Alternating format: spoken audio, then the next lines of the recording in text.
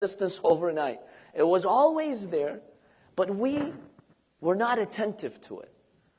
We were not aware of it. So now we will begin our discussion. And to make this very interactive, we're going to get the help of Kahoot tonight. Anyone's familiar with Kahoot? You're all familiar or no? Well, I'll admit, I wasn't familiar with it until last night. When my brother came to my house, he's like, let's make this a little bit more interesting than just those boring presentations and lectures. So I'm like, okay, let's work with this. And we kind of tested it.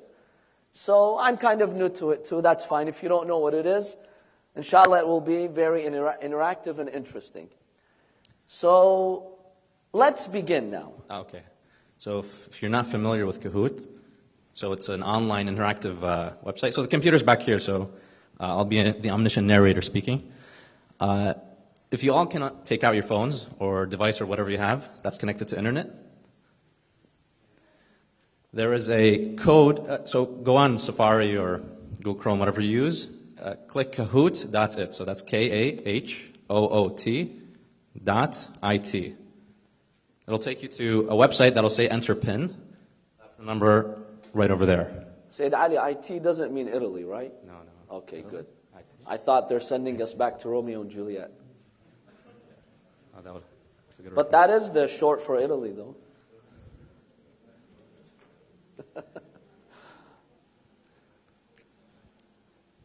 So please log in. You can use this code to access this page. So we're going to ask some questions, and we want your feedback, then we'll discuss that.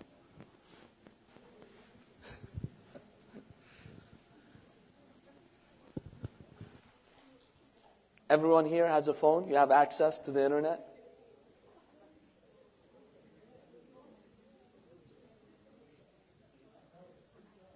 Alhamdulillah, everyone has a smartphone. Oh, mashallah.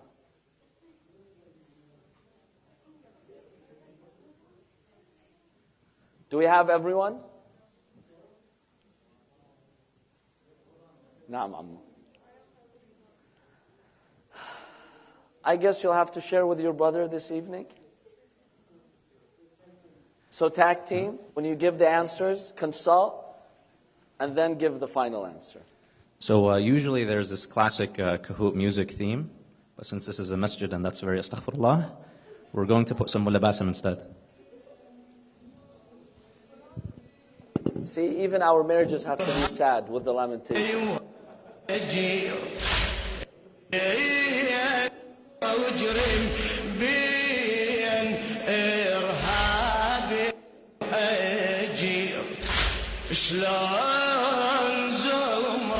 Said Ali, there wasn't anything a little bit more upbeat than that?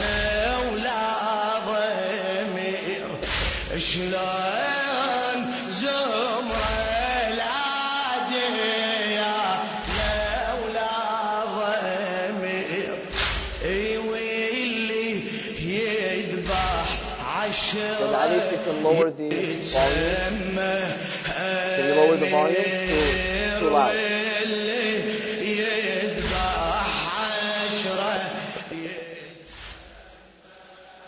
Yeah, that's better. So everyone's logged in? Everyone got the code?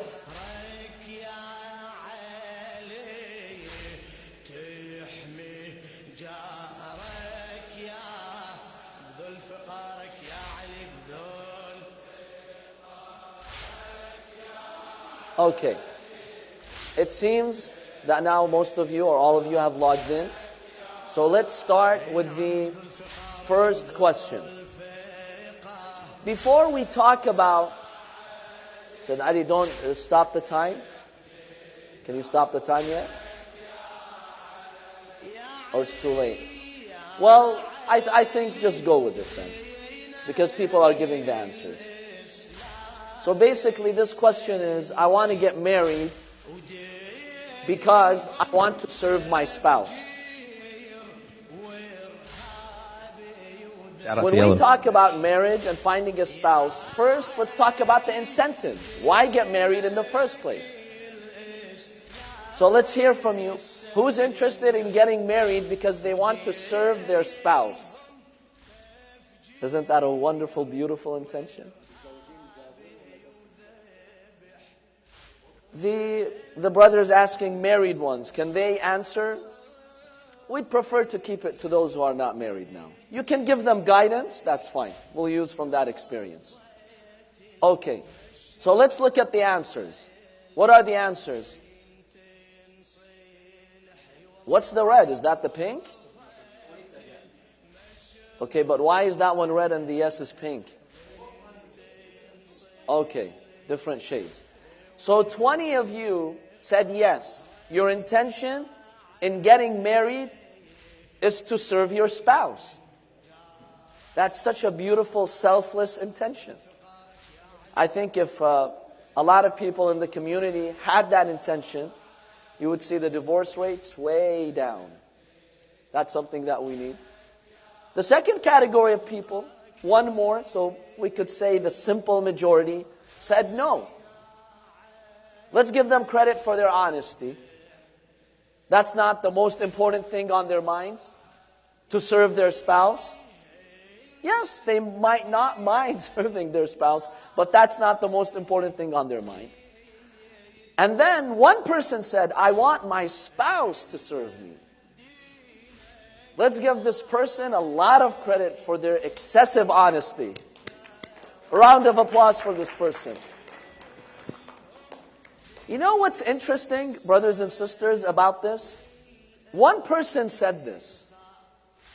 But if you work with people in the community, you do marriage counseling, that one person reflects more than half of married people once they actually get to their marriages. Yeah, the first year is a little bit rosy, but then the second year, the third year, 5 years down the line, go 10 years down the line. 10 years down the line, married couples, I would estimate more than 50% of them would be in that yellow box. Yes, they want to be served. They do want to be served. And if they're not being served the way they want, there's tension. Many people, the way they handle their marriages is that they have a lot of expectations from their partner. They want to be served. They want services constantly, on a constant basis. Now, I'm not saying that's necessarily bad. Obviously, to have a healthy marriage, there will be services being offered from both sides. But many, many people you will find in the community, especially in those marriages that are not that healthy, they might be failing, they fall in that box. So it's very important for us to be aware of this. Right now, your intentions are sincere. You want to get married. You have a beautiful image of marriage. That's great. We start out as sincere individuals. But then, when circumstances change, when we're living the real life, when Allah subhanahu wa ta'ala tests us, many of us start transitioning into that yellow box. So that yellow box, I'm glad at least one person recognized it. That's a reality. Many people are after that yellow box. They want their spouses to serve them. So it's very important to be aware of this. As you're thinking of your future, your marital life, the spouse that you want to be with, the right person that you want to find, be aware of this yellow box. It represents a lot of people. As we progress in our marriages, it becomes a reality for a lot of us. Sometimes you may not say it explicitly, but through your demanding actions, that's how you think of marriage. A place where I am served, and I want to be served on a constant basis. On day one, most of us do not have these intentions. But sometimes, as we grow older, especially you will find this is true, if someone has found a very important place in society, if you become powerful, you become famous, you become known, you become rich, you have a good career, people know you in society, you have social relations, you become important, you start becoming more and more demanding in your house. So I'm glad that one of you said the yellow box. It really reflects a great aspect of our lives. Let's now move to the second one as we are thinking of incentives of why we want to get married. Before we address and discuss who is the right person for us. So let's go to the next one, Sayyid Ali. Is this applicable to you? Think about it. Are parents pressuring you to get married? Is there pressure on you to get married?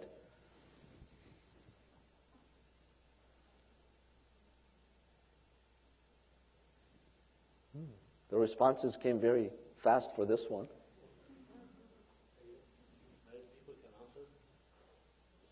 Yes, anyone who's logged on with that code in the beginning can answer this question.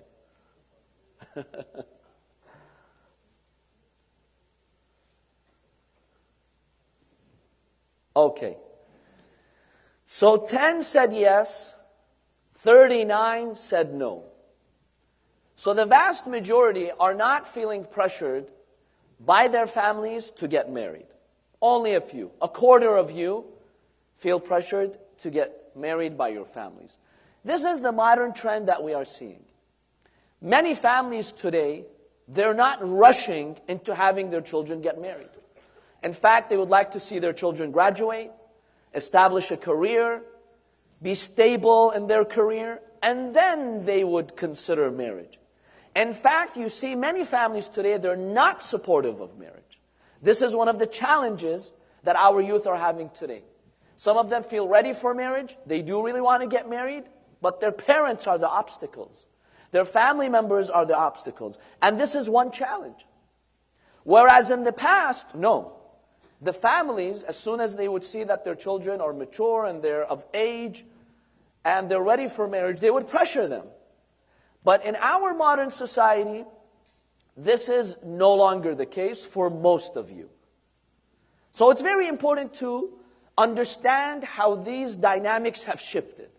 These days, your parents, generally speaking, are okay with you postponing your marriage, not rushing into marriage. And for a lot of you, there is no pressure to get married. In fact, if there is any pressure, it's not to get married, especially if you're still studying in college. Let's get to the next one. Sayyid Ali, the next question.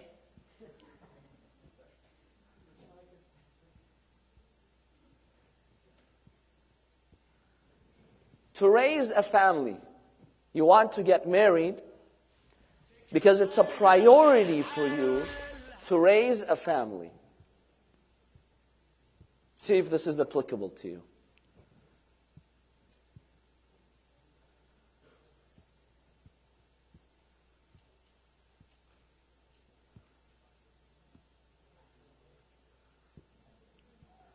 "41 said yes. So overwhelmingly, most of you consider marriage a priority because you want to establish a family, because you want to raise children.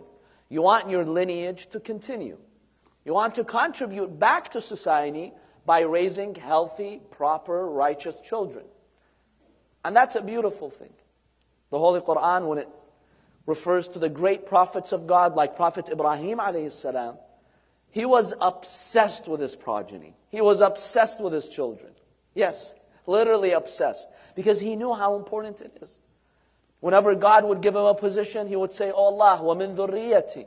When he would make a prayer, "Rabbi ij'alni muqim as-salat wa min dhurriyyati." Oh Allah, make me amongst those who establish prayers and my children.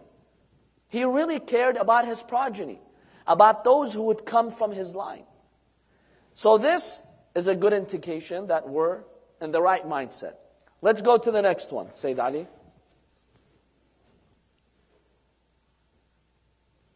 We human beings have needs and desires. That's a reality. When thinking of marriage, see if this is applicable to you.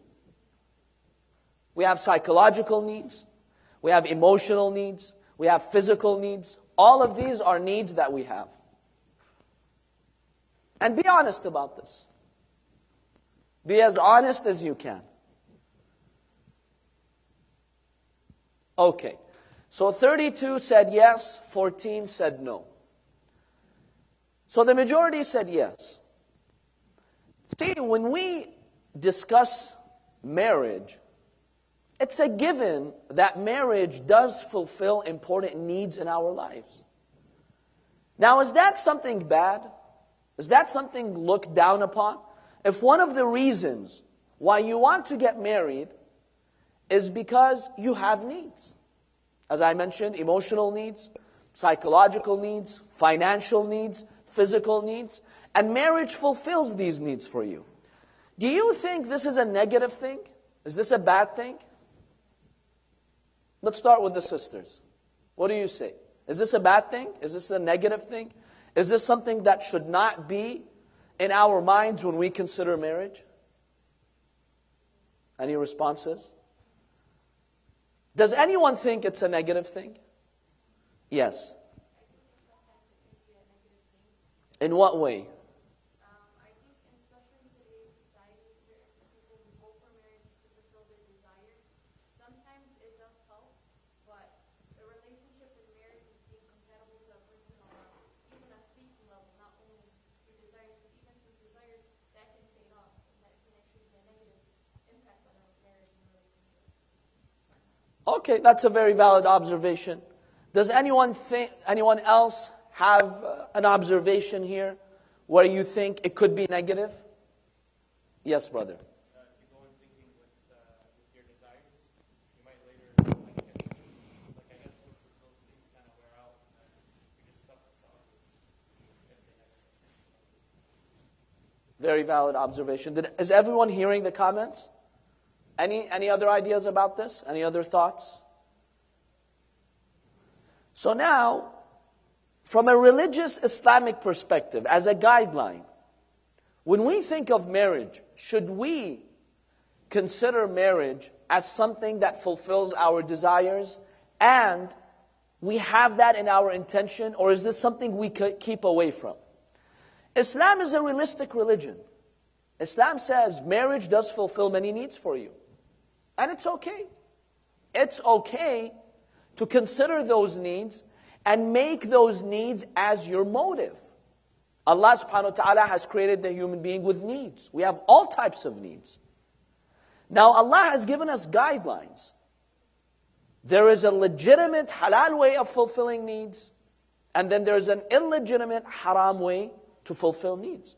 Whenever you're fulfilling needs, a halal way, a legitimate way, that Allah subhanahu wa ta'ala has given us, that's fine. There's nothing to be shameful about. There's nothing to be embarrassed about. There's nothing wrong about that.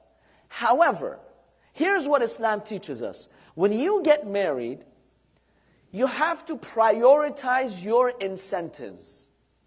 This is a valid incentive to get married because I have needs. But put this incentive lower on the list of reasons why you get married. Why? Why is that the case? The primary reason is because sometimes you will get married. There's two issues over here.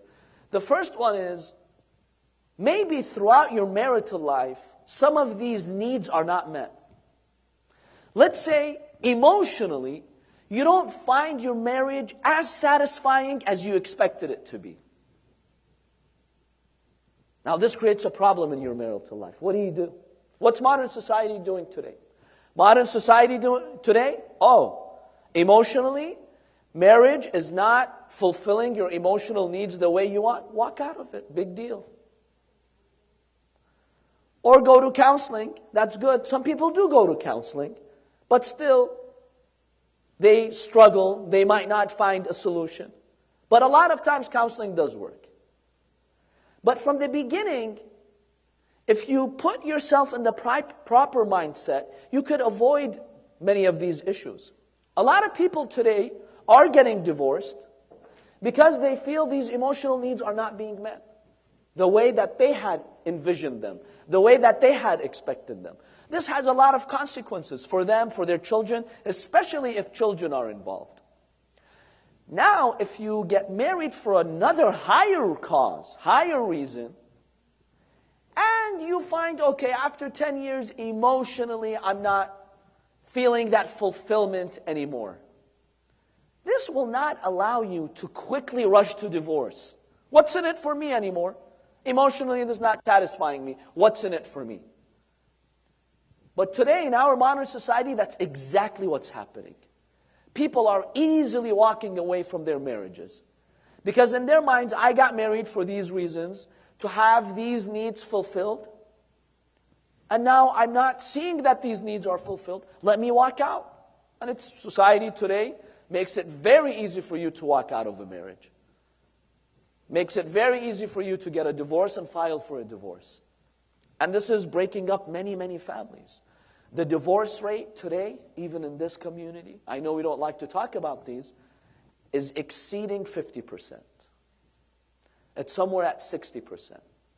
60% of people who are getting married the past 10, 15 years are divorcing one another. It's ending in divorces. One reason is this. I remember one couple who couldn't resolve their differences. One of them said, explicitly said it, that I don't feel, there was no abuse. It's not like he was emotionally abusing her, because abuse opens another dimension that complicates things and it needs to be addressed, of course. There was no abuse. But these were the words of this person, that I'm like a flower and you need to water me and grow me emotionally. And I just don't feel that's the case. Now, there were children involved in the marriage. But in the end, because this person figured out that those emotional needs are not being met, then let me just walk out. No, the person is not abusing me. I'm just not getting those emotional needs that I was looking for. That's one issue. That's one complication. The second complication, and my dear brothers and sisters, because this is serious, I have to share this with you. If my main intention, my main motive for getting married is that emotional fulfillment, there will be some test in your life where someone can play with your emotions.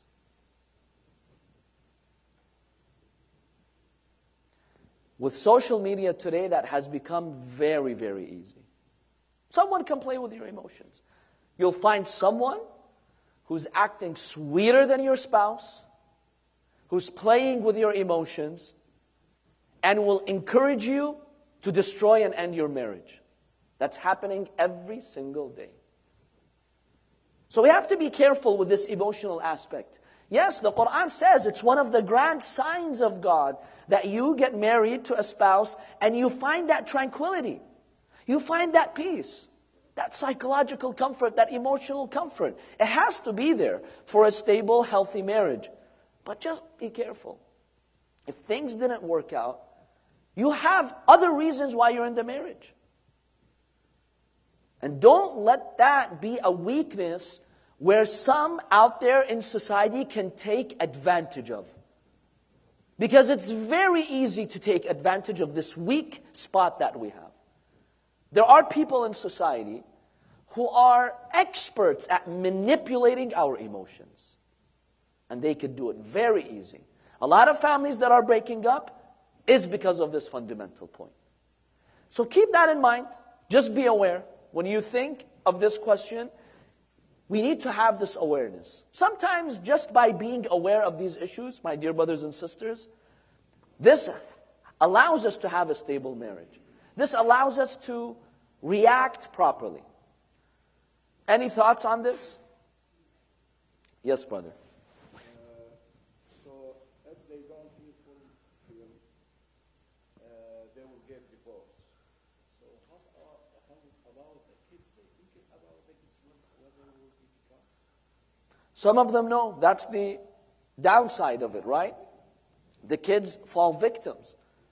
So as a responsible parent and married couple, if you're not getting that emotional fulfillment, remember that you still need to act responsibly. What about your children? What about the damage that's going to be done to them and to the greater families that are involved? These are serious things to consider, absolutely. We have to consider the consequences. Today, less and less people are considering these consequences. Or they're not taking these consequences seriously. And that's a big problem. Of course, every day we have people victimized in the community because of this. Let's get to the next slide. The next question. Said Ali, are you there?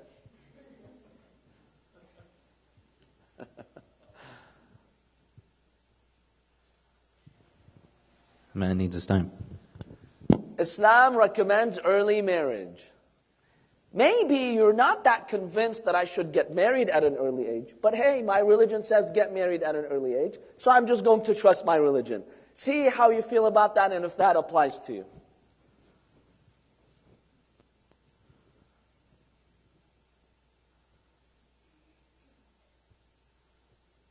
Okay, 33 said yes, and 9 said no. So the majority are encouraged by Islam to get married at a younger age, at an early age. That's a good sign, I'll tell you. That's a very good sign. Islam does encourage us to get married at a young age. What we're told in modern society today, go to school, get your degree, establish your career. Once you're established with your career, then you do what? Then consider marriage. Then find the appropriate spouse.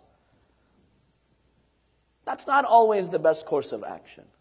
Islam wants you, as you're developing yourself, as you're advancing in life, as you're studying, working out there in the real world, to have a partner with you. So you grow together. Islam wants married couples to grow together. Not that you've grown and you have your own mentality and ideas and your own path and career, and then you just want to match yourself with somebody out there in society. Hey, let's just come and live together. When that growth is absent, chances are, and statistics are proving this, that this marriage will not be such a healthy marriage. The bonds of marriage will not be that strong. Islam wants you to grow together. Yes, even when you're in college, you're 20, you're 22, you're studying, you're working for your degree, it's tough. I know some of you might even have to find a job to support yourself part-time. Islam says in these critical days, when you're developing yourself, when you're struggling, you're studying, you're working, you need a partner with you, who's growing with you, who's by your side supporting you. 10 years later, when you have that career, you look at your partner and you say, she was with me from day one. When I was a nobody, right? I wasn't rich or famous or whatever. I was just a student in college. He stood by my side. She stood by my side. Now, because of a dispute or some in-law problems, we're going to consider divorce impossible. You appreciate one another because you have that shared history. This is not something our society normally tells us. And this is something our parents don't get. They don't get this. Sometimes we need to educate our own parents, yes. Today, the vision that our parents have, they're so protective, especially for the sisters. No. What do you mean? You're 21? You still have not graduated? No. Marriage is off the table. You need to establish yourself, get that degree, and get someone who's fully established. But they don't know that this is not necessarily good for their children. Let them grow together. Islam wants that. That's beautiful. This will increase the chances that you will live together and understand one another and appreciate each other's past. Yes, brother. What about the people who are in school that requires like a lot of studying and a lot of time that they have to invest into like medical school and law school? What about people who are, for example, in medical school and you're really short on time? You just can't make that commitment to be married. Because with marriage comes commitment. I'll say two things about that. First of all, when you get married, lower your expectations. You know the expectation right now, you have to have a fully furnished house or apartment. Then you consider marriage and move. Why? Who said that? Where does Allah say that in the Quran or in the Hadith? That you have to be fully established, you have to have a house, fully furnished, and you consider marriage? No. Start simple. You could rent a very humble place. That's your starting point. But Islam believes a humble start has blessings. Believe in that, brothers and sisters. A humble start has blessings. A lot of times when we read the stories of our role models, like the Imams of Ahlul Bayt, why did they lead the lives that they did? They could have. They had access to the riches of the world. They're teaching us. When Imam Ali a.s. married Lady Fatima a.s., didn't have anything. Their house was not furnished. Some very basic furniture. Why? Imam Ali is teaching you, start a humble start. And then Allah subhanahu wa ta'ala will take care of you. By the way, many successful people today in society, people who have well-known careers, people who are rich, they started a very humble life. Very humble life. You know, usually with these famous rich people, we just look at that glamorous last part of their lives. Do you ever read how they got married? What kind of lives they were spending? I remember once I read about a very rich couple now. They're famous in corporate America. The guy has a book. In his book, he says, when we were establishing myself, there was a point we were so broke and we were trying to establish a business. For 3 or 4 months, we were sleeping in a car. Think about that. Sleeping in a car. I'm not willing to do that, are you? Who's willing to do that? Not many people are willing to do that. But now, the guy's a multimillionaire. He's very successful. He started a humble start, but it has barakah.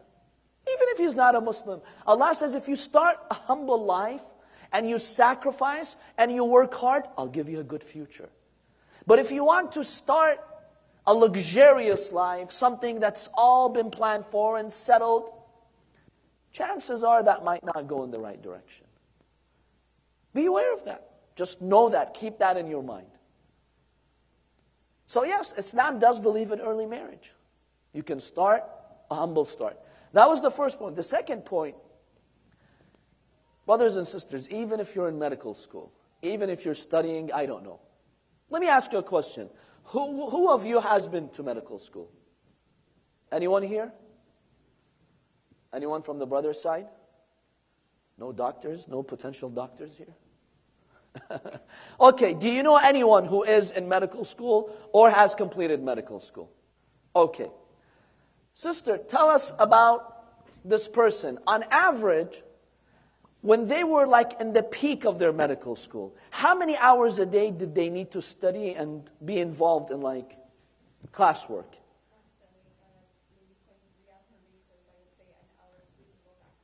Not residency, like when they were studying for the...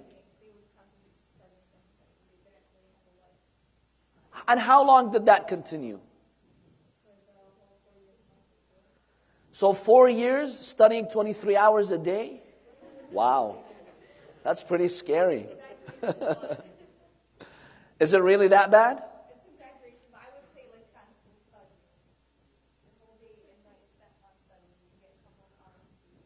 Okay, that's one perspective. They're very low on sleep. They're pretty much like 20 hours a day. Did you say something, brother?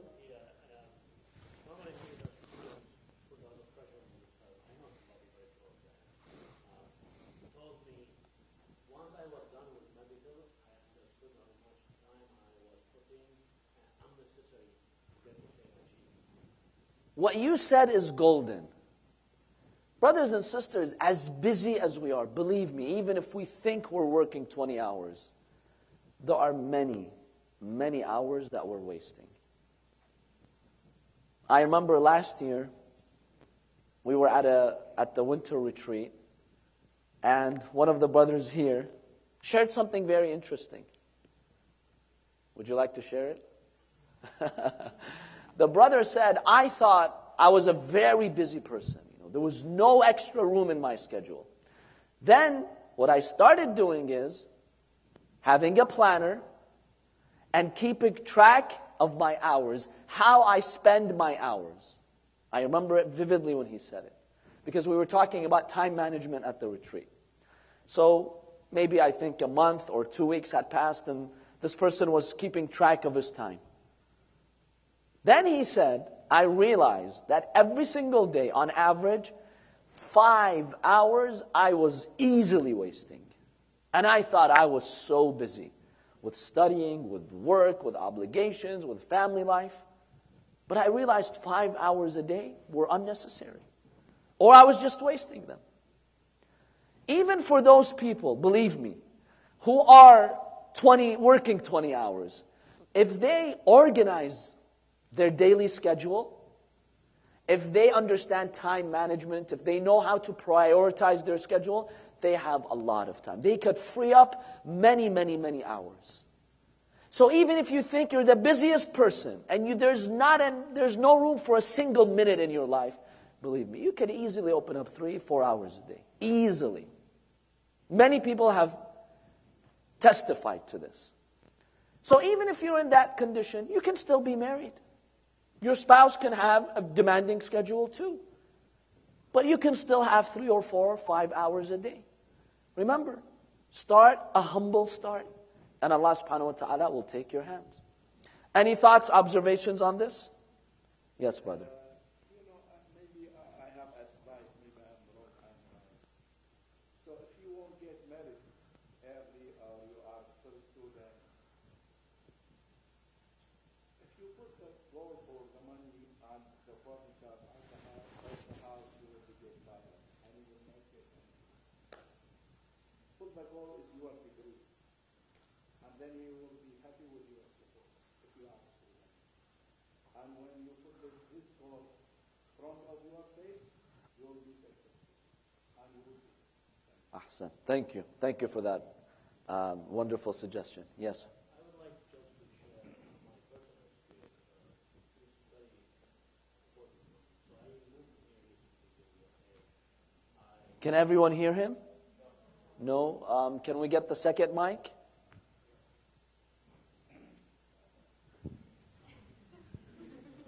Okay, we got it, brother. Thank you. So I moved to USA. I got married.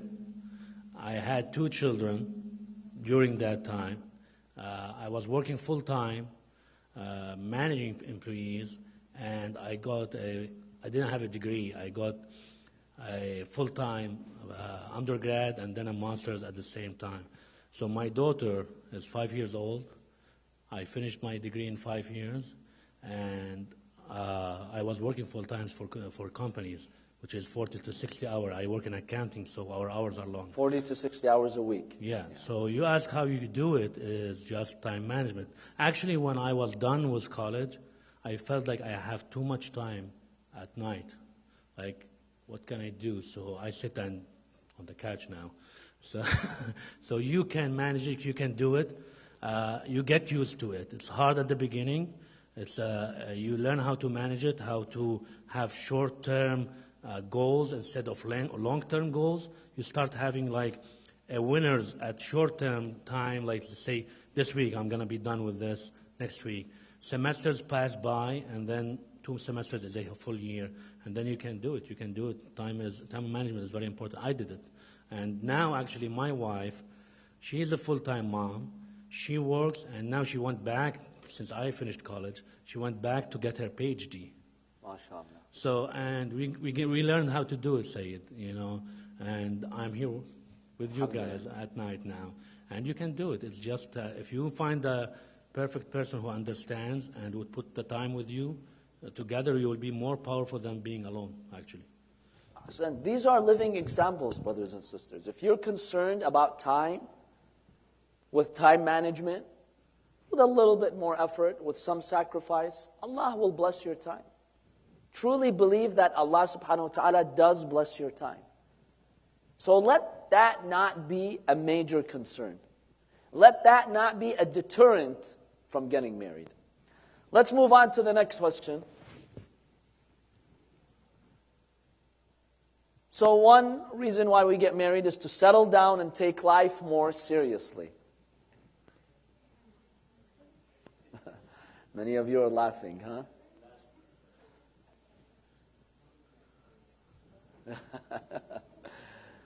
Be honest, be honest. If that yellow box feels any familiar to you, don't shy away from it.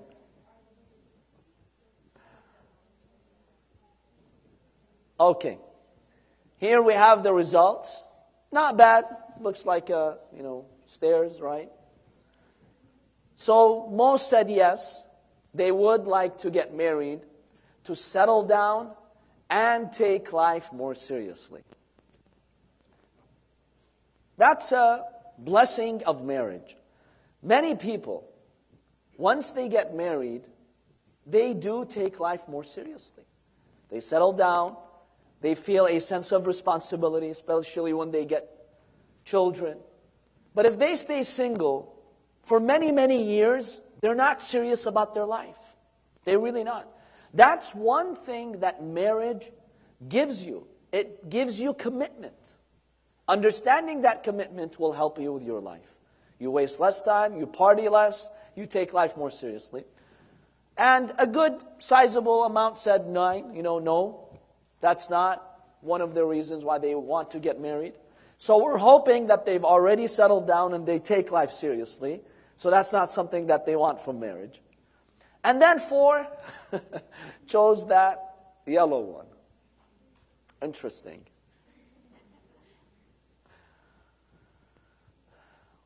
What's your take on that? The brother says you can have fun while you get married. Marriage is not meant to be boring. You could have fun. You could be partying all day the right way. Right? Going out to places, working together. Sure. Why not? Any other thoughts, observations on that?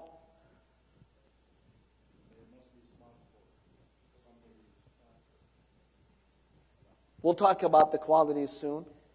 Now this yellow box here sometimes does become problematic. There are people who get married and they still want to party all the time. And they don't take they don't take their marriage that seriously. I remember one sister many, many years ago was complaining of a husband who was at home, not working. You know what he would do all night long? Yes, playing video games. Yes, a married man, a father of 2 or 3 children. His poor wife had to work 8 hours a day, take care of the house, take care of the children, and he was sitting all night long with his friends playing video games. There are people like that. If that's your reason for getting married, la habibi, don't get married. Don't ruin someone's life. Marriage requires a commitment. Yes, like the brother said, it's fun. It's psychologically fun, spiritually fun. It's fun if you approach it the right way. If you have the right mindset. If you're engaging in the right activities. If you show respect and care to your spouse. But if you really want to just continue partying, don't put anyone in that position. That angers Allah subhanahu wa ta'ala. There are people, I wouldn't say they're a majority, but there is a sizable figure in our communities who do have that mindset. Who do get married, and life is all about their fun and the activities that they enjoy, and they don't really care about their spouse. What does she enjoy? It's not important. Or sometimes we have this with sahras, right? Some married men, every night, they have to have sahra, 2-3 hours with their friends. Whether it's argila sessions or anything else. That's wrong. A married man does not do that. Yes, occasionally, no problem. But to the point where you're neglecting your spouse? No. So marriage does require seriousness. Let's go to number 7, the next question. To get out of my parents' house and become independent. That's why I want to get married. Is this applicable to you? Think about it. Be honest, that's okay.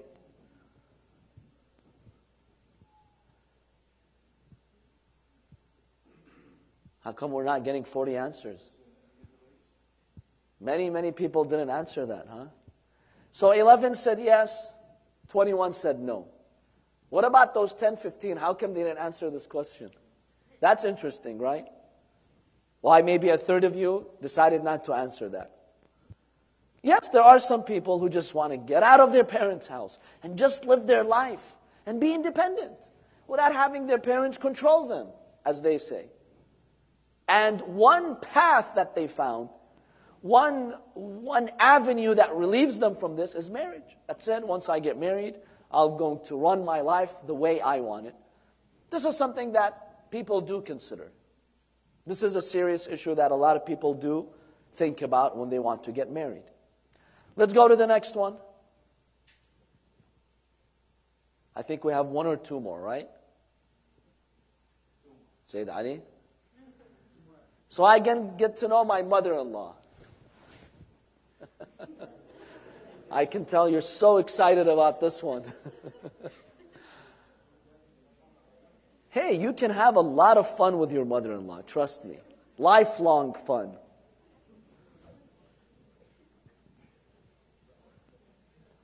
Sometimes after 20, 30 years, when you just imagine life without your mother-in-law. Let's look at the results. So 9 said yes, 10 no, and 11 is what? Would rather step on a Lego every day for the rest of my life. Yes, in-laws are a big aspect of your marital life. Oftentimes, when you marry your spouse, you don't only marry your spouse. You also marry your in-laws, right? Basically, you live with them, they become a part of your life. Some in-laws are very controlling. They need to be in your life every step of the way. And it can get complicated. It really can get complicated. That's something to consider when you get married. Just be aware of that. Sometimes just being aware of this helps you maneuver a lot of these problems. But when you don't know what to expect, and then you're put to the test, you might react negatively. Just knowing this, being aware of this, helps you in many problems. The husband and wife, they can work out things together, trying not to involve their in-laws as much as possible. Being aware of this is very important. Let's go to the next one. Remember, we still have not reached the main part of our session, right? This is all an intro. The right person. We haven't talked about that yet. And how to find the right person. Okay, so that I can file my tax jointly and save a lot of money.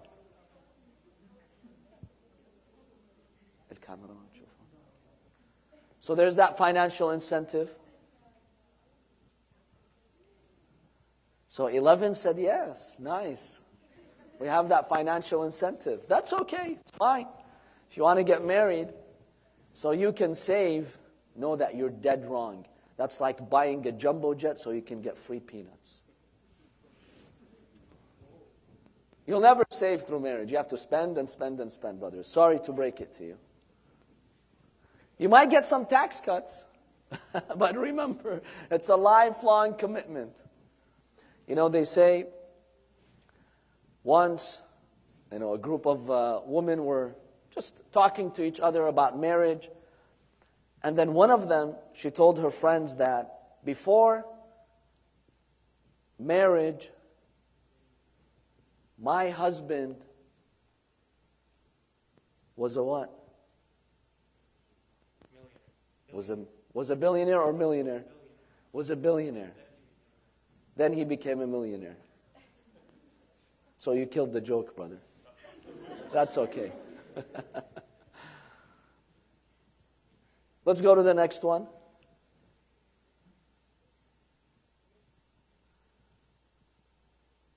What's the best age range to get married, in your opinion? Think about this seriously. 18 to 22, 22 to 26, 26 to 30, and I don't know about that green one. I'm saying the ideal age that they think is the best age to get married.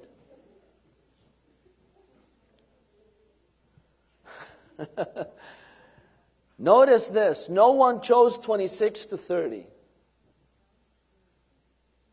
So don't get married at age 26 to 30. There's something bad about that, I guess.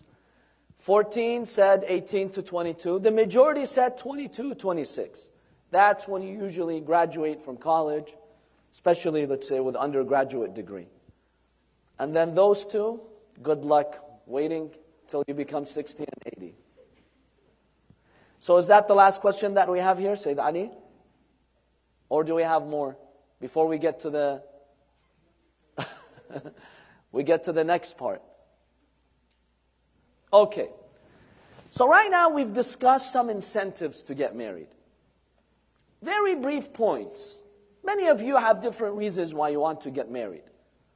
My humble advice to you, and this is what our scholars share with us and tell us, the most important reason to get married for is for the sake of Allah subhanahu wa ta'ala. Get married for the sake of God.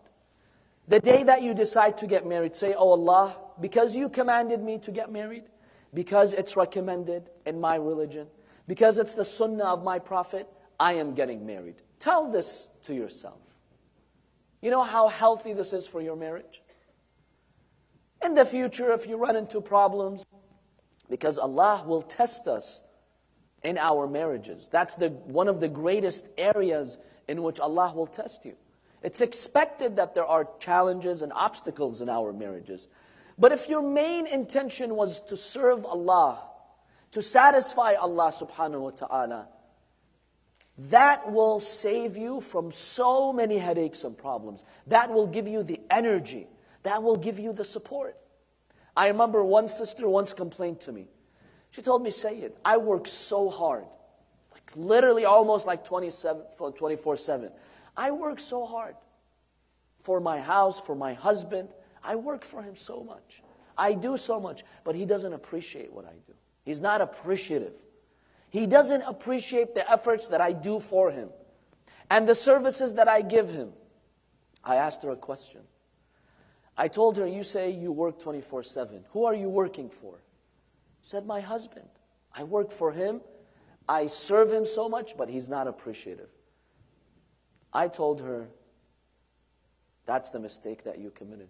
Why are you serving your husband 24/7? Who told you to do that? Another human being like you, wasting all your days to serve him? Why? What did he do to deserve all of that?" She was shocked. What does this say talking about? I thought Sayyids just tell us to serve our husbands. I could see the shock on her face. I told her, "That's the mistake you committed. He does not deserve to be served and obeyed 24/7. She's like, "Then what do you mean?" I told her, all that you did, all that you do, should be for Allah subhanahu wa ta'ala. When you work in your house, you're working for God. Yes, you're serving your family, but your intention is for Allah. "Oh Allah, I am doing this for you, because you want this, because this makes you happy. All the services I'm offering is for you. Whether he appreciates it or not, you appreciate it. You will compensate me. You've recorded this for me." And you start teaching yourself to rely on Allah subhanahu wa ta'ala. Do you know how much energy that gives you? When I said this to this sister, her entire perspective changed. She just found new energy to deal with her problems. Always remember, the main incentive is Allah subhanahu wa ta'ala. Bring that divine element in your life. It really will help you. And that's the believer. The believer is the one who deals with these challenges. Don't think that believers don't have a difficult test. In fact, there's a hadith, some of you might laugh at this hadith. There's a hadith that says, Iblis, Satan, he's like the main one. He's the father of demons or devils. But he has children. The Quran says that he and his progeny and his children, the bad ones, the evil ones, they want to misguide us and create obstacles in our lives. Now Allah has allowed them to test us. The hadith says, there's a shaitan, there's a devil. His only job is that when one of the spouses, usually the husband who's working historically, when he comes back to his house, the minute he enters the house, the only role of this demon, of this shaitan, is to incite hatred and instigate one of them against the other so that they verbally fight. Think about that. Yes, the hadith strictly says that. When this shaitan whispers to us, this is one way by which he whispers to us. The minute you go home, he wants you to fight. But when you remember that, even if my spouse is not appreciative, maybe they're trying to instigate me, I'm not dealing with my spouse really. I am dealing with my spouse. But the one whom I'm really dealing with is higher than my spouse, with Allah. Make Allah subhanahu wa ta'ala the object of all of your dealings. This key over here, my dear brothers and sisters, will solve most of our problems in life. Make Allah the object of your transactions. That gives you a lot of support. Okay, having said that, let's move to the second part of our discussion or interactive discussion. So now, we're thinking about the right spouse. Sometimes even thinking about it, your heart starts to beat, right? Who is that right person for me? It's very important. So now, when you're thinking about the right person, before we examine how to find that person, let's examine some qualities. And this is something that I want to hear directly from you.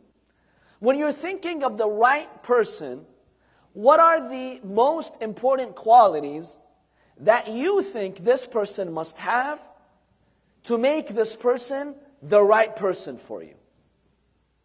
Let's start with the sisters. What are some qualities? Yes. Confident.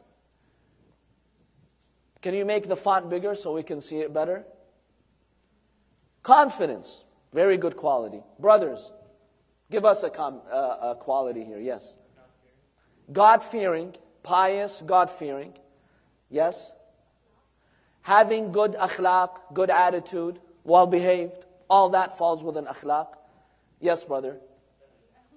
Intention.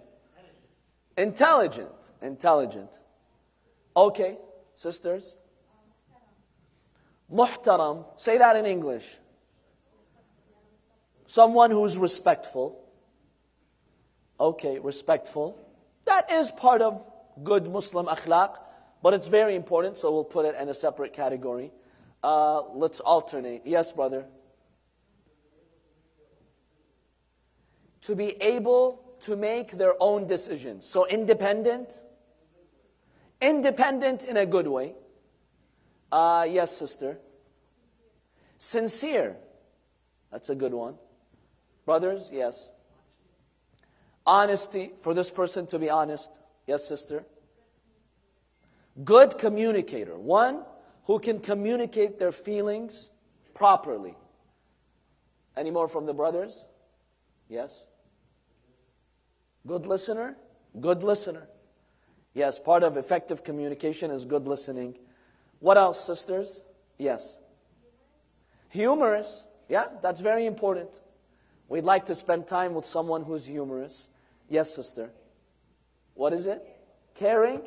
Someone who's caring. Compassionate, caring. So after humorous, we have caring. What else? I saw a few other hands. Yes, sister. Giving. In what sense? You mean in a financial way or? Okay. Someone who's giving. Emotionally, financially, in other aspects. Any from the brothers? Yes. Responsible. Someone who has a sense of responsibility. Yes.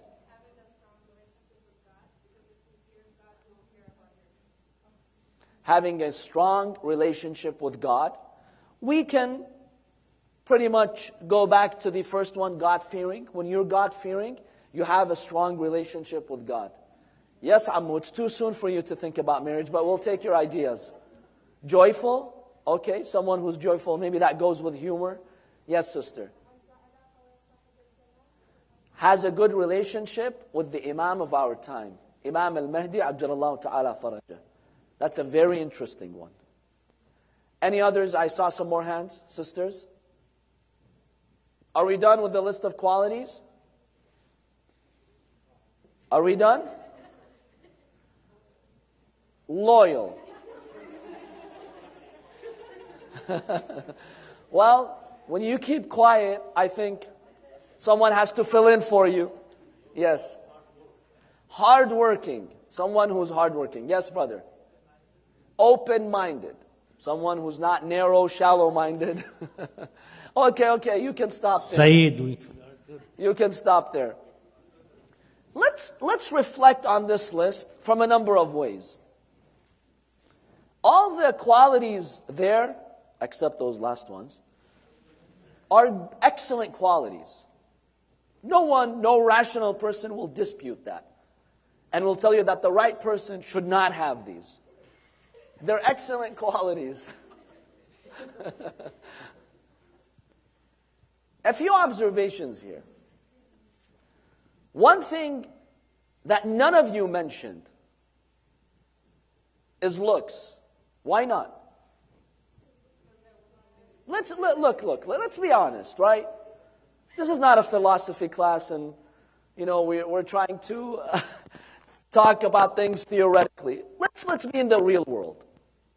Not a single one of you mentioned looks.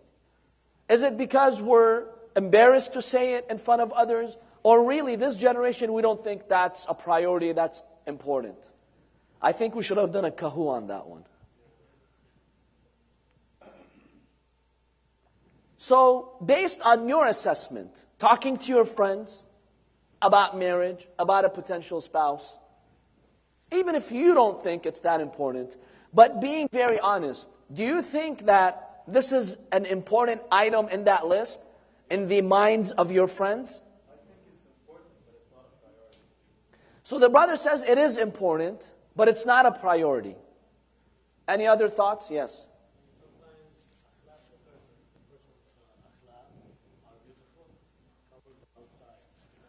Sometimes the person's akhlaq is beautiful. It does cover. Yes.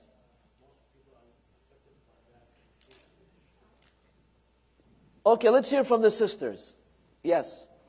I remember once I was coming across a hadith of Imam Ali alayhi salam, where he was saying that a person's looks, this is what changed my perspective, that is, will fade away, but a person's soul and heart when you love someone, that's something that will last forever. So that kind of resonated that I think nowadays we do look at what's being attractive, and we can't deny honestly the fact that some people by Allah Ta'ala's gift, they're beautiful from the day that they're born.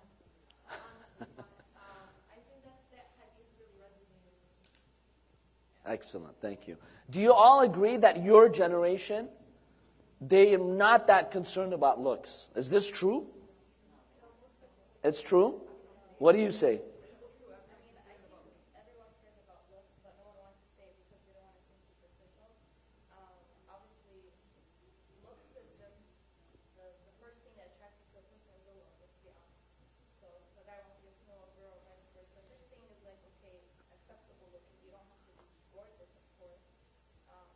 But with then, when you come to a person that obviously adds beauty or decreases that beauty, their akhlaq, all that comes later. But just looking by a person, looks is important. As long as they're acceptable looking, then their character will add to their beauty.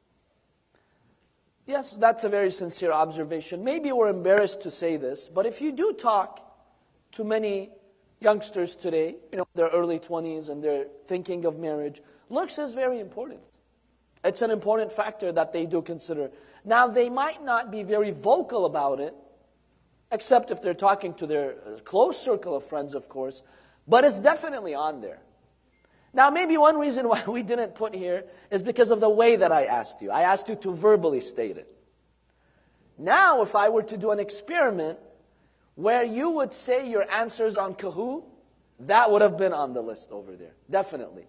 So, the reason why I asked you verbally is because I want you to also think about how we respond to these questions in a social setting. Sometimes we do have things in our minds, in our heart, and it's important for us, but in a social setting, we're not comfortable discussing it. That is very important. Because sometimes, my dear brothers and sisters, when you are thinking of that spouse, even with your parents, you will be shy to say this. If looks are important and it's on your list, a lot of you will have difficulty communicating that to your mother or father. But let's face it, if something is important to you, don't feel shy about it. It's important. Communicating it. Keeping it inside is worse than communicating it. If it's communicated properly, there's nothing wrong with that. There's absolutely nothing wrong with that. So this is one observation about this list. Said Ali, can you go up so we can see the list? Now, Said Ali, if you haven't created a Kahoot, create it as I'm talking right now. Now I want to ask you this question. These items that you saw over here, and you want them to be in your potential spouse, be as honest as you can. We're not going to see who responded what. Do you think you have these qualities? Said Ali, create that Kahoot for us if you haven't. Think about it. When I'm thinking about my potential spouse, I want these qualities. This person is going to be Mr. or Mrs. Right for me. However, do I have these qualities? To what extent do I have these qualities? So are you creating it now, Said Ali? Okay, he's creating it.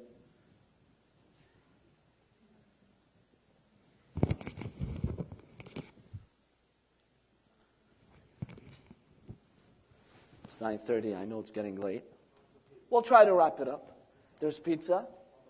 Okay. When will it get here? Should we break for it and then continue, or what do you think? Or just continue with the session? Okay. We won't take that long. I think we need a part 2 for this discussion. What do you think? Because there's a lot to discuss about where to find this person.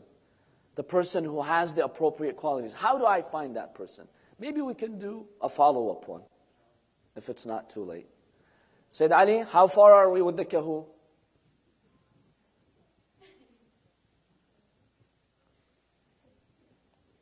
It's very interesting that when we think of these qualities in our potential spouse, too often we forget to think about our own selves.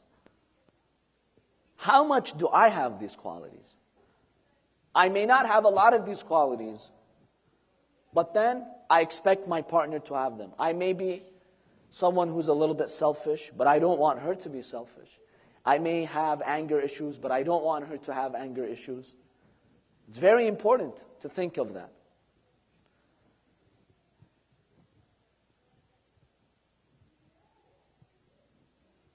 Okay, seems that we've got it.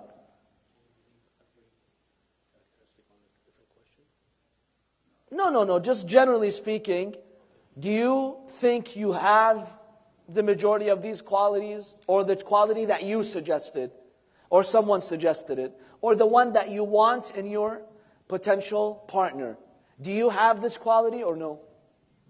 So just a yes or no would be fine. Or maybe a scale of, 1 to 10.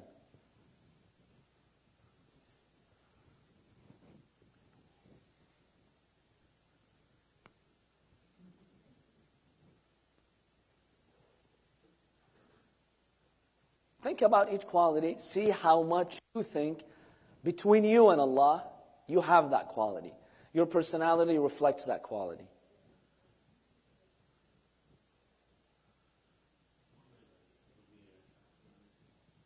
صلوا على محمد وآل محمد.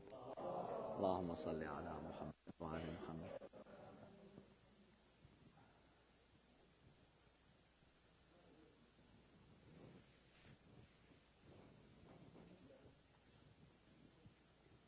Yes, sister.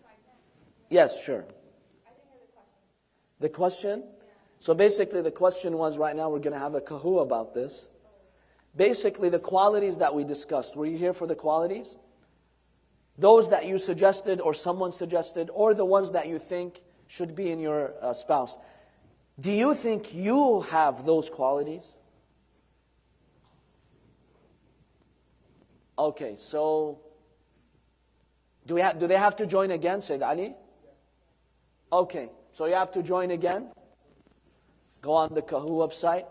Yes, so join again. Just log in this code, and that'll help you get in.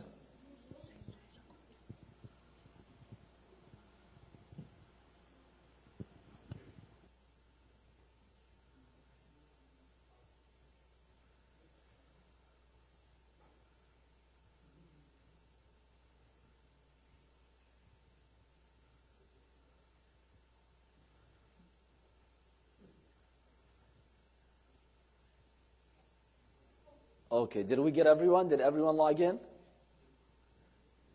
Okay, Sayyid Ali, it seems everyone has logged in. Still? Is everyone logged in? Yeah, 5 more seconds.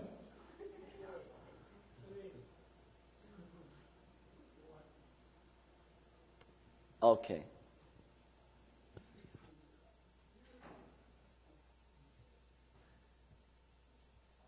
Do you have this quality? Confident. Okay, he's going by each quality. Be honest. Allah's observing and the angels are observing. Be as honest as you can. 35, good. Okay. 25 of you said yes. Alhamdulillah. We're working with a group that's pretty confident. That's wonderful. That's good. If you see that you have this quality, and you want your spouse to have that quality, that's fair. That's excellent. For those who said no, let's give them credit. If you don't find that you have that confidence, then think about your desire to have a confident spouse. Now remember, does this mean that if you're not that confident, you should not get married to someone who's confident? No, that's not what we're suggesting here. In fact, marriage, as you'll find, complements you. So if you have a spouse who's confident and who can train you to become confident, that's wonderful. Assuming that that spouse has other qualities like being God-fearing. Because if they're overly confident and you're not, you could be taken advantage of. You could be abused. Let's go to the next one. God-fearing. Do you think you reflect this quality?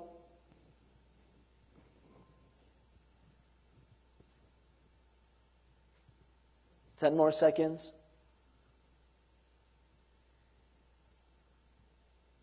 Five. Okay. MashaAllah. Fabulous. So most of us think that we are God-fearing. Alhamdulillah. That's good. It's very good. Shout out to Blue. Only honest person in the room. The person who said no, let's give him a lot of credit. Let's not clap for him for not being God-fearing, but let's give him credit. Let's do a salawat for that person so they can be God-fearing, inshallah. Allahumma salli ala Muhammad wa ali Muhammad. And one salawat for everyone in the red to be more honest. Allah. Allahumma salli ala. But this person is honest. If they said that, and was it a mistake? They're being honest. We all need to work on our piety. Many, many things we do in life might not be in line with the laws of Allah subhanahu wa ta'ala. But it's interesting to see how we think of our own qualities. Okay, the next one. How much do you have akhlaq? Do you have the proper akhlaq in Islam? System of morals, manners, behavior, selfishness, attitude, anger, all of this is akhlaq. Being respectful. Okay, a few more seconds to go. 32 said yes. You have the proper akhlaq. Okay, let's go to the next one. Intelligent. Who thinks they're intelligent? This is an interesting one. This one, the answers came very quickly. Much quicker than piety. Remember the piety? The answers started slowing down at the end. This one, we got them fairly quickly. Okay, 25 say yes, and 9, not that much. Okay, let's go to the next one. Respectful. I guess that's part of akhlaq. But since it's important, let's put it in its own category. 10 more seconds.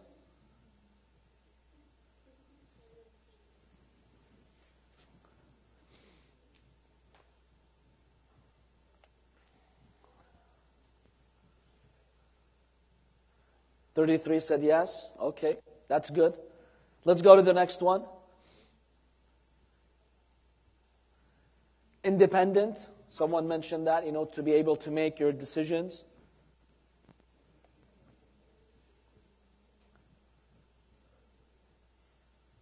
Oh, the answers came quickly for this one.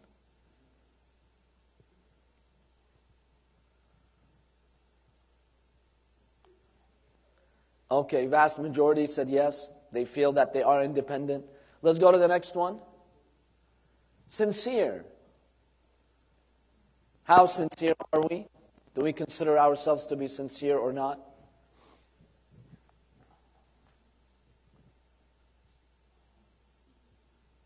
This one slowed down a bit at the end.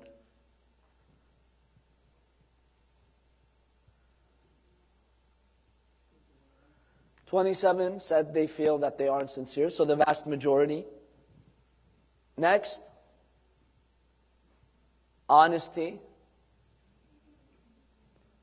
How honest are you with someone that you deal with on a regular basis, someone who's a part of your life? How much honesty is there? How much what honesty do we need? A lot of honesty. A great deal of honesty. Okay, so 29 said yes. The vast majority said yes. Let's go to the next one. Good listener.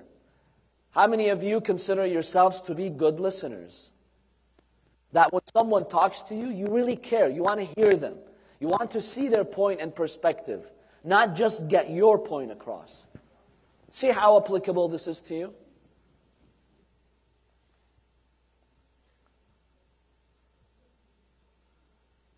Okay, 26 said yes, so the vast majority said yes. Let's go to the next one. How many more do we have? Humorous. 3 more? Okay, 3 more. We're at the end of it. Do you think you're humorous? Do you have this quality?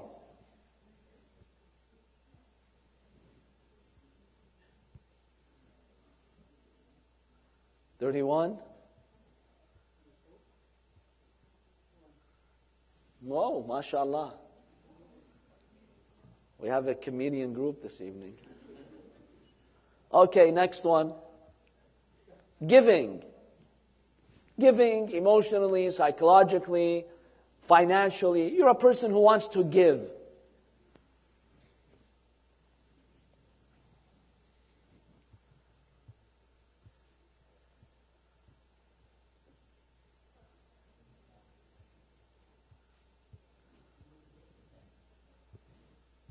Okay, 24. The vast majority do think that they are giving. Let's go to the next one. I think it's the final one. Hardworking. Do you consider yourself to be hardworking?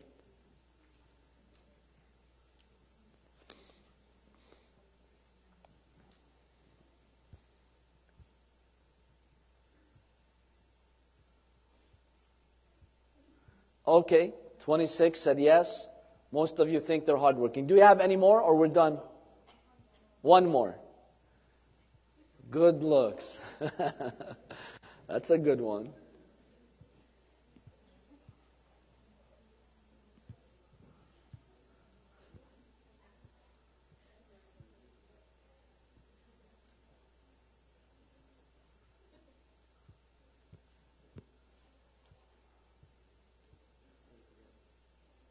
Oh, more honesty in this one.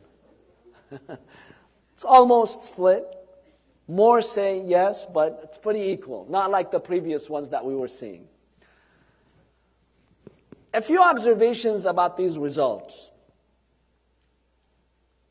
When reflecting upon your qualities, and the answers that you gave, how honest do you think, or how accurate do you think we are in assessing our qualities? What do you think? What did this exercise reveal to you about how you think of yourself? Yes.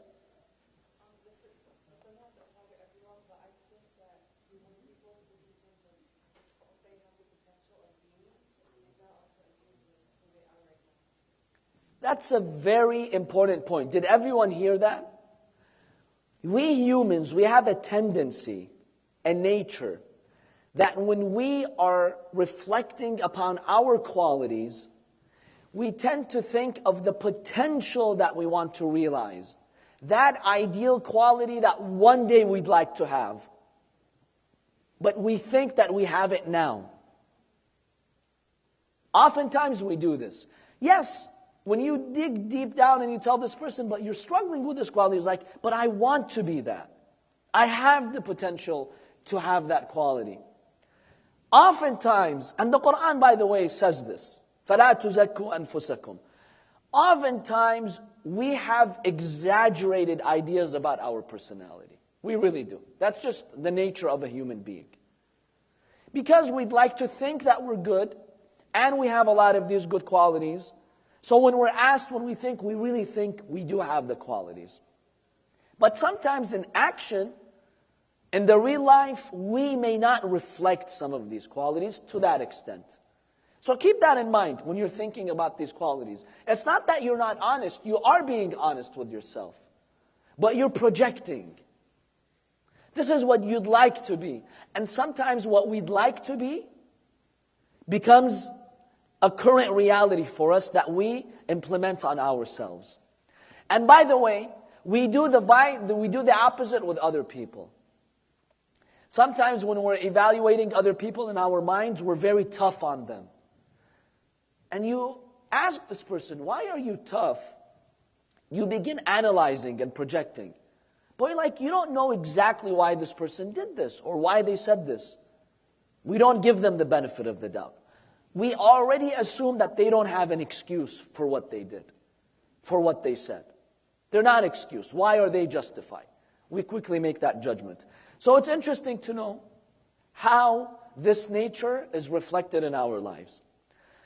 So now, alhamdulillah, we have a group that is overwhelmingly on the other side of having good qualities. That in itself is a great thing. And if you're thinking of a place to find the appropriate spouse, hey, you can start from here. You have people with excellent qualities. Alhamdulillah. So now let's go to the last part of our discussion, which is very important. We've thought about the qualities that we want the person who is going to be our life partner to have, who the right person is. How do you find such a person? Historically, there have been many models on how to find the appropriate spouse. Have you ever heard of arranged marriages? What do you think of arranged marriages? Be honest, living here in this society, what do you think of arranged marriages?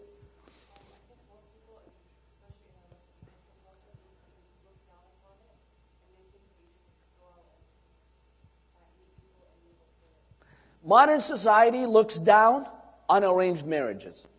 Now, before we briefly discuss that, let's make a distinction here. We have two types of arranged marriages. There's one that's practiced, some parts of them, I don't know, maybe in Asia or the Middle East, where it's without the consent of either the husband, the wife, or both of them. It's a forced marriage. That's not what we're talking about. Because forced marriages are not Islamic. One condition of a valid Islamic marriage is consent.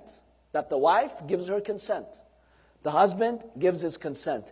If there is no consent, if they're under threat, for example, if they're being forced, Islam says that's not a valid marriage. So that's not what we're talking about. So what are we talking about when we say arranged marriages? Believe it or not, historically, the most successful marriages were arranged marriages. What do I mean by that? Sounds very unconventional now, right? What is the Sayyid talking about? Historically, the most successful marriages, according to research, have been arranged marriages, where basically you don't really know the person before marriage. You rely on your parents or family to find that person for you.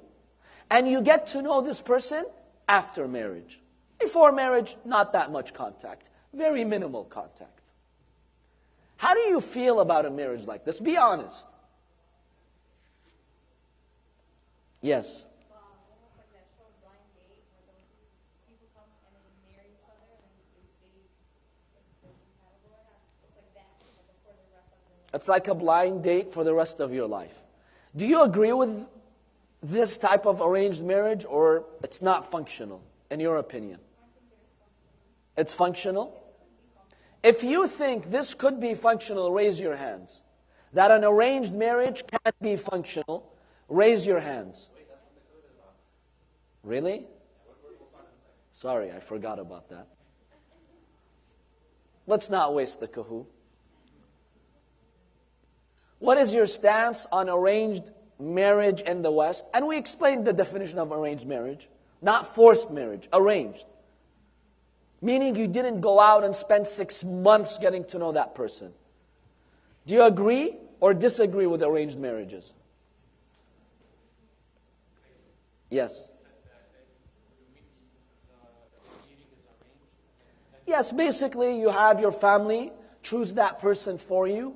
You don't really get to know that person that much before marriage. Then once you get married, then you start exploring their personality at like a personal level. Everything else, before marriage, you've been told about this person. You haven't experienced it. Okay, 16 of you agree with arranged marriages in the West. How do you feel about this result? Is this surprising to you? If you think this is surprising, raise your hand. It's surprising, right? Because in our modern society, that's not the idea of a marriage. Having an arranged marriage, what do you mean? I get to know the person, I talk to them, we even go out with one another, explore each other's personality. Then after 6 months, after a year of knowing one another, then we consider marriage. But an arranged marriage like that doesn't work. But many of you honestly said that this could work. You know what modern research is showing? Modern research is showing that arranged marriages, in this positive sense, with your consent and you're involved in the process, are a lot more successful than marriages that you pursue on your own to find that spouse. This is backed up by research. Why do you think that is the case? Because it's kind of counterintuitive, right? Because you don't really know this person that much before you marry them. Whereas our modern understanding of marriage, love, romance, is that you get to know the person. You discover that compatibility, there's that chemistry going between you, then you consider marriage. But with an arranged marriage, you're kind of skipping that step. So for those of you who did say that this could work in our society today, why do you think an arranged marriage, according to research, is more successful than other types of finding a spouse? Why? Yes.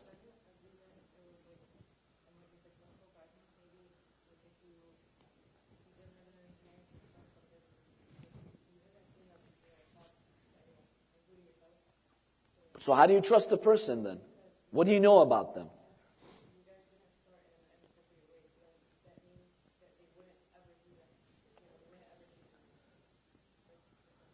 Okay, so the sister is saying that if that person is also accepting an arranged marriage in this sense, then that means that other person probably has not made contact with others, and so you can trust them, that they've had a clean history, as they say. That's one perspective. Yes. What about you, brother? What do you say about this? Like you'll both realize when it's arranged that it's serious and that you don't have that buffer time that you would if you were to get to know someone. Whereas when you have that buffer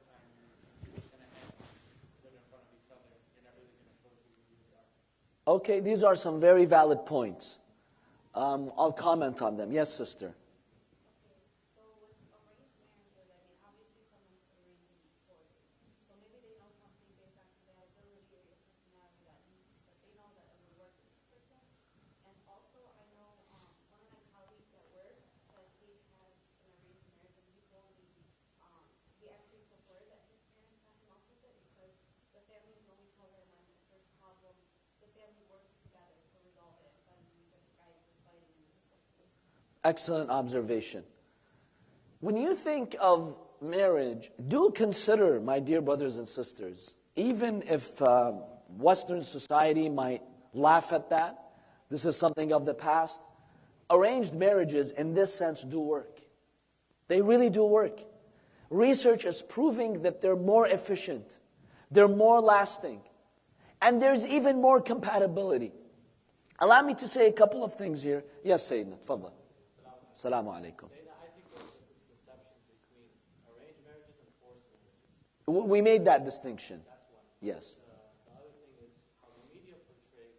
How the media portrays, yes. An arranged marriage in the media means forced marriage. That's not the one that we're talking about. Yes. Yeah, keep that in mind, that this is the strict definition that we are discussing.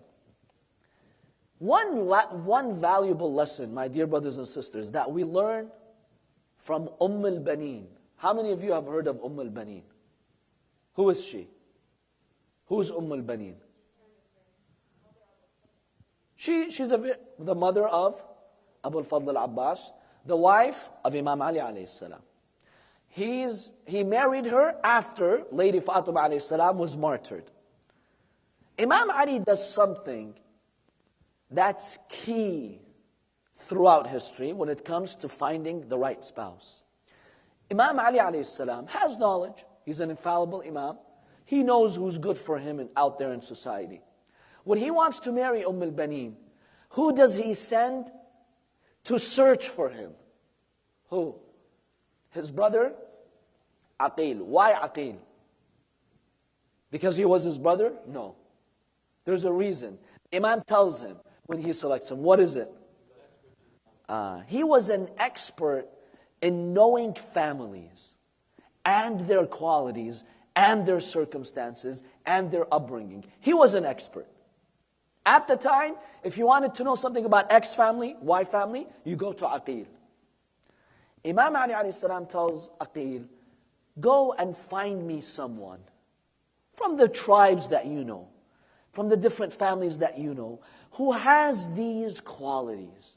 A woman of honor, a woman of bravery, a woman of loyalty, because I want Allah to grant me a son who's going to defend my son Hussein. Think about this. Aqil goes, he finds the appropriate family, he tells Imam Ali ibn Abi Talib alayhi salam. Imam Ali ibn Abi Talib alayhi salam proposes to that family. Initially, the father was hesitant. He told his wife, this is the commander of the faithful. This is Ali ibn Abi Talib, the cousin of the Prophet, the son-in-law of the Prophet. I'm not sure if my daughter's qualified. So I'm hesitant. We don't want to do injustice to Ali. This is Ali. What did his wife say? The mother of al-Baneen. The mother of al-Baneen said, no. I disagree with you. No one can do justice to Ali ibn Abi Talib. I agree with you. But the way, she told him, he used to travel a lot for business. She told him, look, you're away most of the time. I know my daughter better than you. The way I raised her, she will be good to Ali ibn Abi Talib. Let's not pass on this opportunity. They talk to her, she agrees, the Imam alayhi salam marries her. It was an arranged marriage in that sense. That the Imam directly did not have any encounter with her, neither did she. Imam Ali relied on an expert, like Aqil, to find him an appropriate family. And they also, the family knew of Ali ibn Abi Talib alayhi salam. They had an idea of his qualities. And that turned out to be one of the most blessed marriages in history. Imam Ali alayhi salam is teaching us, when you're looking for the right spouse, you should not necessarily go and waste a lot of time and exchange numbers with someone and try to get to know them and dig deep in their personality and spend all those months. Many, many times, my dear brothers and sisters, that ends the wrong way. The person may not be that serious and you don't know it. Then you will be left emotionally broken and you can't move on for a long time. And remember, when you want to get to know a person on a personal level, and they know that you're interested in them, and that they're being observed, these qualities that you saw on the list, do you think they'll show you those real qualities? Of course not. Most of the time, that's not how it works. They'll be actors. We are professional actors, trust me. The minute you sense someone's interested in you, you become an actor. You're not going to show them the other side. You're going to show them what they want to see. And especially if there are feelings involved, you're blinded by that. Even if that person has that vividly, you can't see that anymore. That's not the most efficient way to discover who has those qualities. And hence, I presented the idea of an arranged marriage. What do we mean by that? Not the negative arranged marriages. Meaning you go to experts. That expert could be your mother. Don't underestimate your mother. She knows a lot of people. She knows a lot of families. She can do research for you. Go to wise community members. Tell them there's a family, a person I am potentially interested in. Tell me about this person. Do research on my behalf without revealing me as the person here in question to protect your identity. Go to a friend. Have your friend approach the friends of that person whom you're potentially interested in. Because really, those who know my qualities are my friends. My friends know my qualities. They know if I'm selfish or not, if I'm angry or not, if I'm God-fearing or not. Sometimes our parents don't even know that. But our friends know that. Imam Ali alayhi salam teaches you research. Go to an expert. That could be a friend, a relative, a wise community member, and do research. Once that research indicates that these qualities are there, the ones that you want, go for it. That's the safest way to finding the appropriate person. But come on, what Hollywood tells us, love at first sight and the feelings and the romance, that's superficial. That works only in movies. In real life, that doesn't always work. The negative consequences are far greater than the real life that we have to live in. Allah says, if you've done your research and you rely on Allah subhanahu wa ta'ala, Allah says, وَجَعَلَ بَيْنَكُمْ مَوَدَّةً وَرَحْمَةً. Allah subhanahu wa ta'ala is the one who's going to create love and compassion in your heart. True love, my dear brothers and sisters, true love comes after marriage, not before marriage. True love comes, genuine love comes after marriage, not before marriage. Keep that in mind. This may not sound conventional, but this is the research of successful married people. This is the experience of people who've had successful lives. And this is backed up by research. Yes.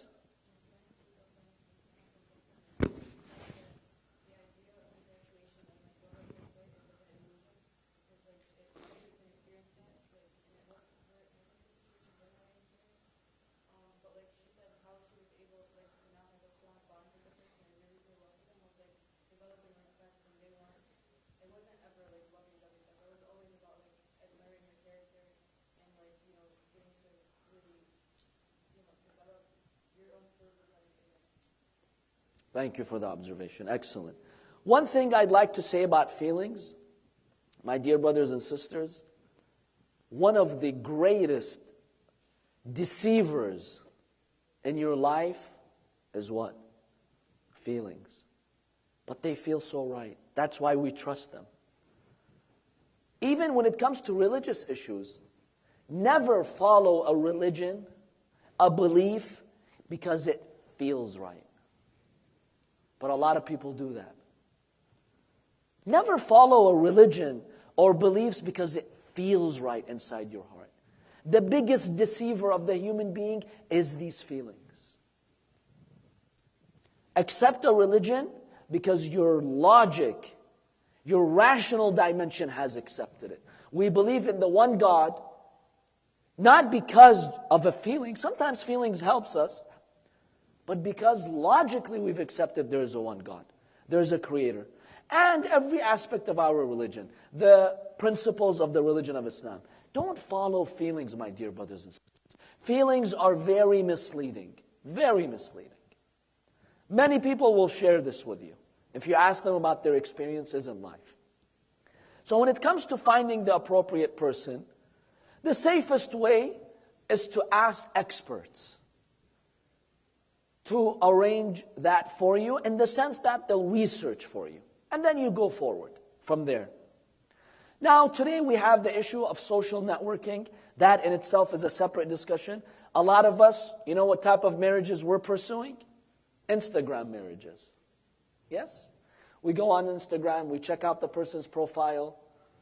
We like the post that they're posting. And we're interested in them. A lot of people today, I say they're getting married. That's how they got to know one another. This doesn't necessarily mean that this is bad. You just have to be careful with it. It does increase your options, because now you have this global pool that you have access to when it comes to social media. But one thing that I want you to use social media for is that if you're interested in a person, go check out their social media accounts, the types of images they put, the comments they make, the posts they put will reflect to a great extent their personality. What type of a person this is. Do check that out. Don't fully rely on it, because some people, you know what they're doing? They go on social media, they like a brother or sister. Okay, next step, let's get married. How do you know that this person is genuine? I could go behind the screen and give you any type of impression I want. Don't trust that. It's just an indicator. You still need that research. You still need the experts to tell you whether this person has those qualities or not. So use social media just as a tool, as one factor in getting an idea about the personality of the person whom you're interested in. Don't fully rely on it.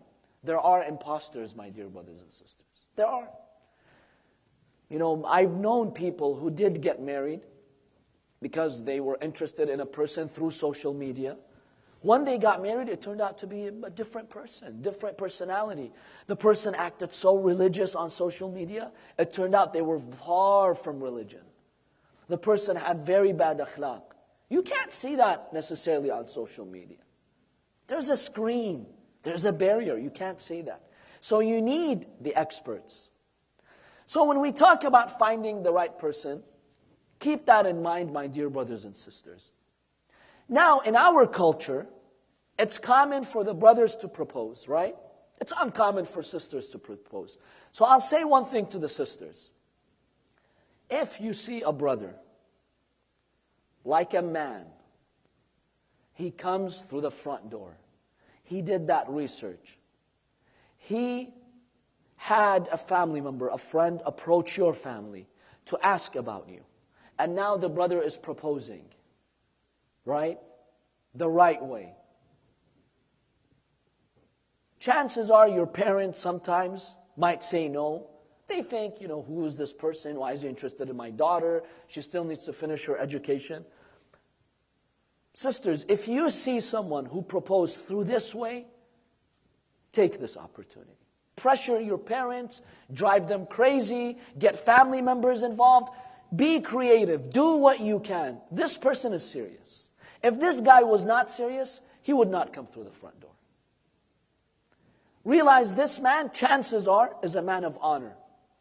This person has dignity, and he is respecting you. That's why he came through your parents. He's got respect for you. He's not fooling around. I'm not saying there aren't people like that. Maybe 10% might turn out to be that way. But take this seriously. And if your parents are just not open to the idea, pressure them. Pressure them. This is an opportunity that Allah subhanahu wa ta'ala could be sending you. So keep that in mind. I know it's, 10:15? I think we took a lot of your time and the pizza is ready. If there are any closing remarks, observations, comments, questions you have, we'll take a minute or two to address that, inshallah, before we conclude the session. If not, we can go and have our pizza. Yes. Just want to bring the idea about applications like Match.com and stuff like that. And everybody's that. I think everybody is already on the Match.com and applications like that, yeah. The people, like the Western community attack us like for arranged marriages. But what Match.com in some sense is taking your mom and your dad and your relative or your friend out of the equation. And they becoming that person. You put your qualities, you put what you're looking for, you put stuff like that, and they match you. That's actually the way of arranged marriage. That's a way. Arranged marriage in the Western. So they do have this concept, yes. They do have They just call it matchmaking. Matchmaking. Matchmaking. Yeah. So the concept is familiar to everybody. Everybody Yes. I know that was successful, they met that way. Even the Western, even with the technology era. So I just want to. So it is a familiar concept. Don't think that this is something that's coming from Mars or Venus. No, it's a familiar concept. Yes, sister. Premarital therapy? You mean you go and get educated about marriage?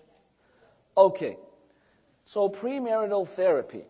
My recommendation is, once you've done some research and you think that this person has the right qualities, it's not a bad idea to go together for premarital therapy. Definitely.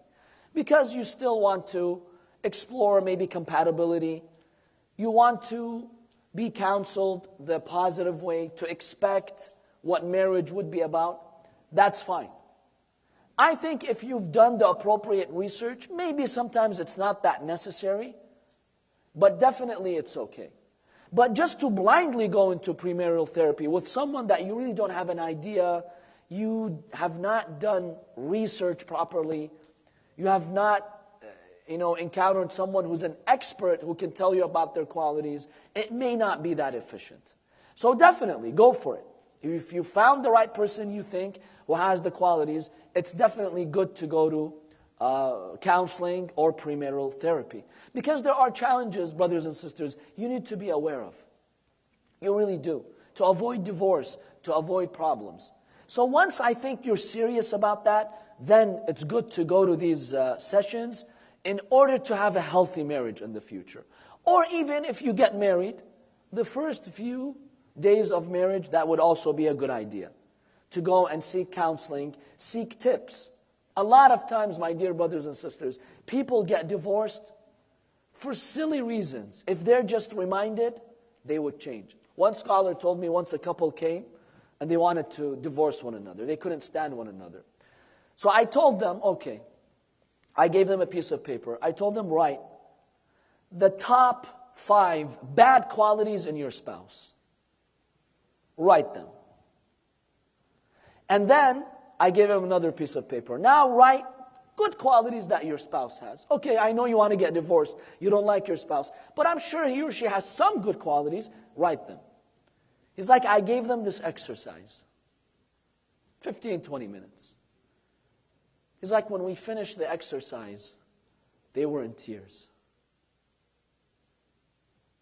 They were in tears. He said, my role was over. I told them, do I need to do any more counseling? They're like, no, we don't want to get divorced. See, even simple things like that, they had not reflected. When he was writing a list of good qualities his wife has, he started to think, what good qualities does she have? He was reminded of her goodness. She was reminded of his goodness. Then when they were examining the negative qualities, yes, they had a few on the list, but in the end they realized, what are we fighting for?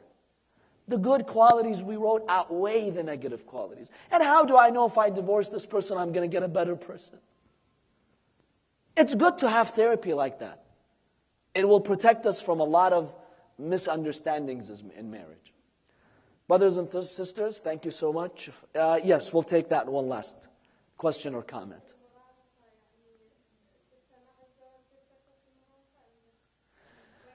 So the sister's asking, do I encourage marriage for those adolescents, in the adolescence age? I won't put like a specific number, but my take on this, based on my understanding of our society and the challenges, I am for marriage at an early age. So I think the ideal age, depending on the family, on the person of course, I think the ideal age is 20 to 22. I think that's very good. There could be some variations depending on your circumstances, but if you're 20, 21, 22, do seriously consider marriage. It's not too early.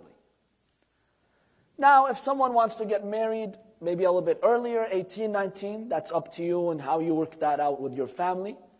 I'm not necessarily against that if you feel ready. But more than 22, I don't recommend delaying marriage more than the age of 22. Generally speaking, I would not recommend that. And remember, this could vary from one culture to another culture, from one society to another society. But I think that would be the ideal range, 20 to 22. Brothers and sisters, thank you for your participation in this session. Inshallah, we all learned from one another. It was great to have this interactive session with you and to hear your ideas on marriage. I hope that you now have a slightly better understanding of who the right person is, how to find the right person, and what your incentives are and the reasons are when it comes to marrying, inshallah. May Allah bless you. We look forward to seeing you, inshallah, on future interactive sessions. Let's now go to the pizza before it gets cold. وصلى الله على محمد وآله الطاهرين.